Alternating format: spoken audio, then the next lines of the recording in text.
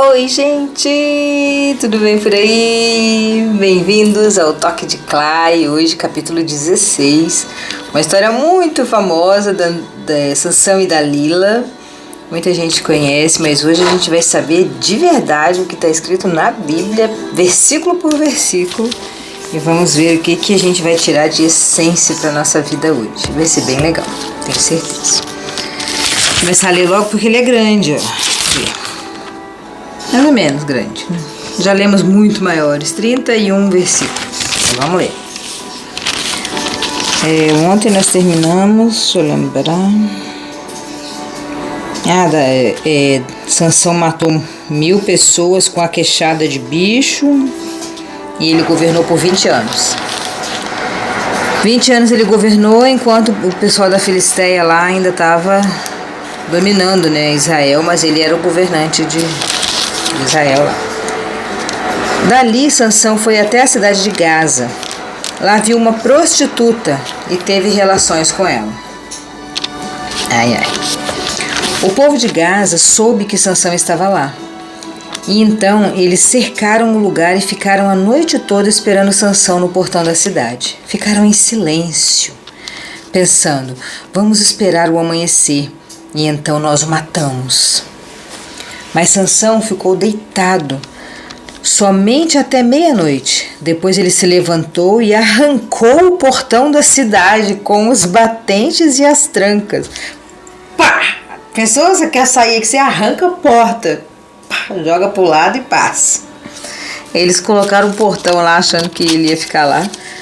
Ele arrancou o portão com os batentes, as trancas e tudo.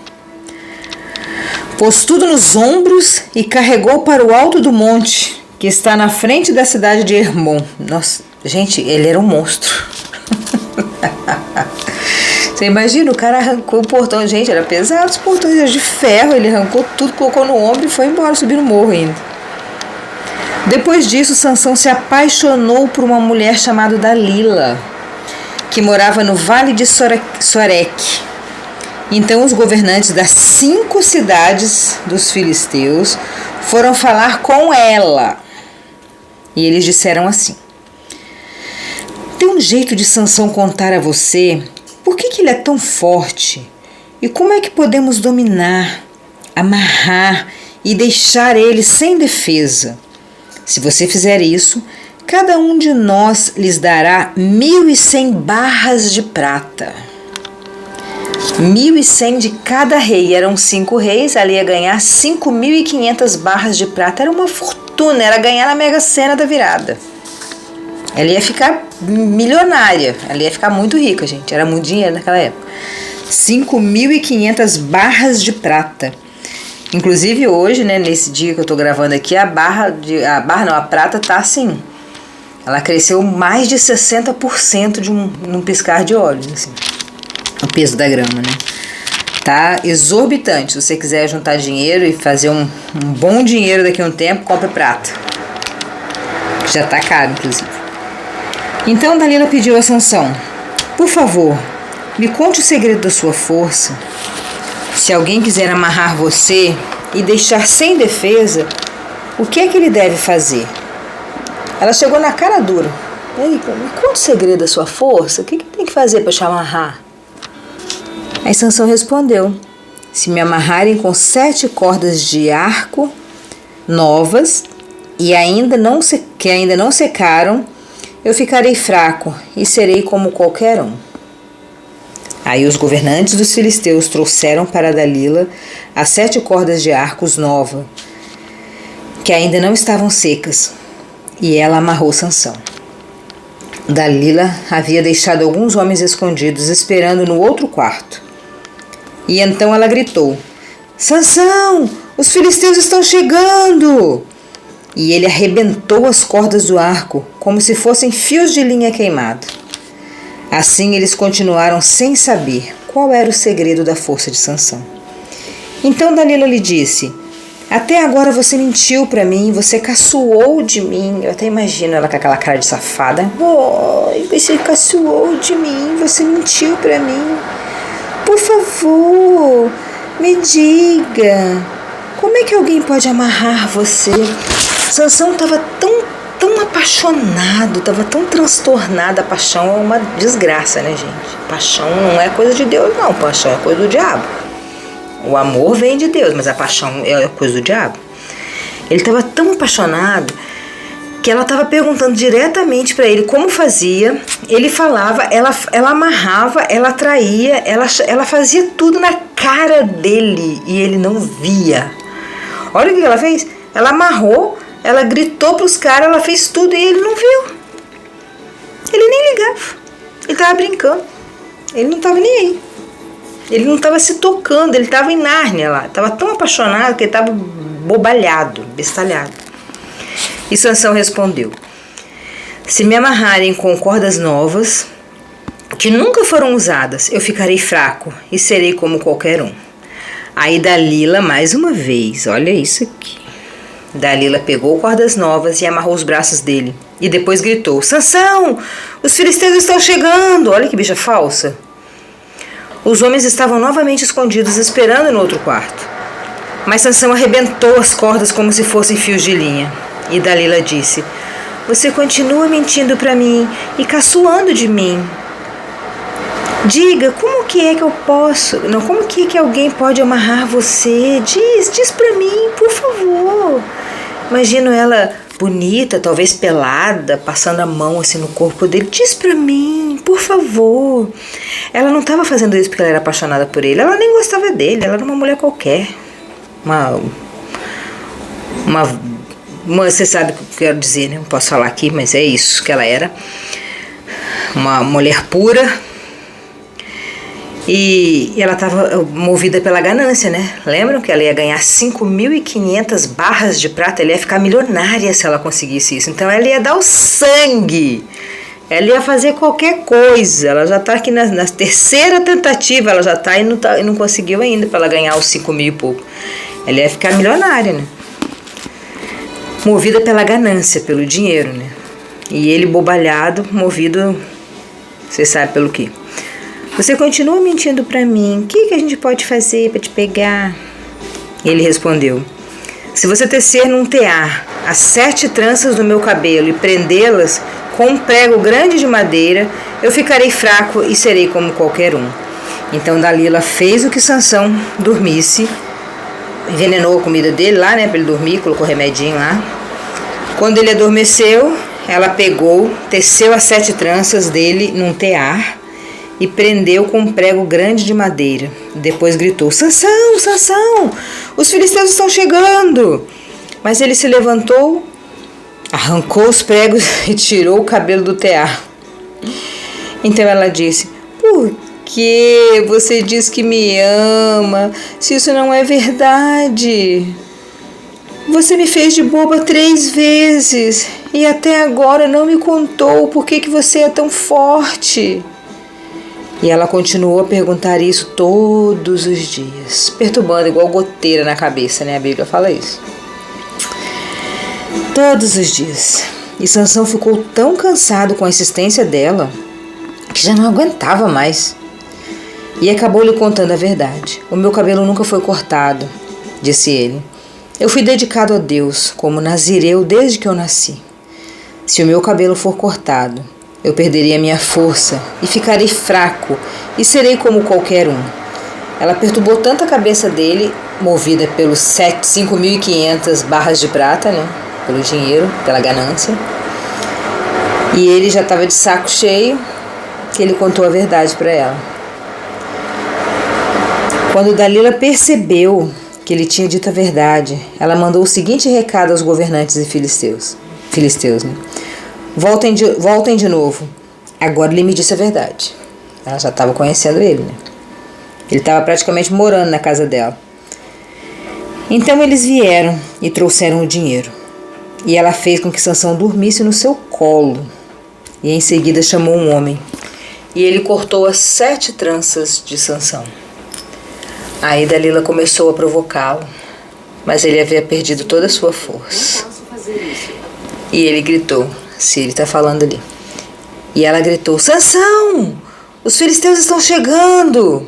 Ele se levantou e pensou: eu me livrarei como sempre. Exaltado. Estava brincando com Deus. Quantas vezes a gente faz isso? Quantas vezes a gente brinca com Deus? A gente faz o que a gente faz de errado, que a gente sabe que está errado, mas a gente fica brincando com Deus. Quantas vezes a gente brinca com as pessoas que a gente ama? Quantas vezes você brinca com a sua esposa, com seu filho, com o seu marido? Você fica fazendo hora, uma hora a pessoa se esgota de você.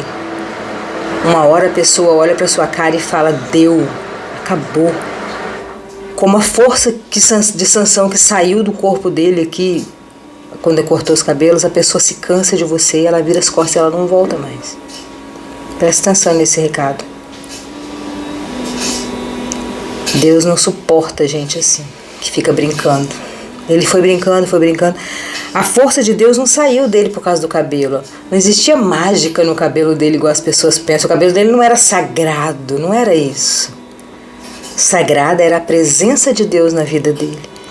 Foi a presença de Deus, foi a quebra do pacto da presença de Deus com ele que foi quebrada, entendeu?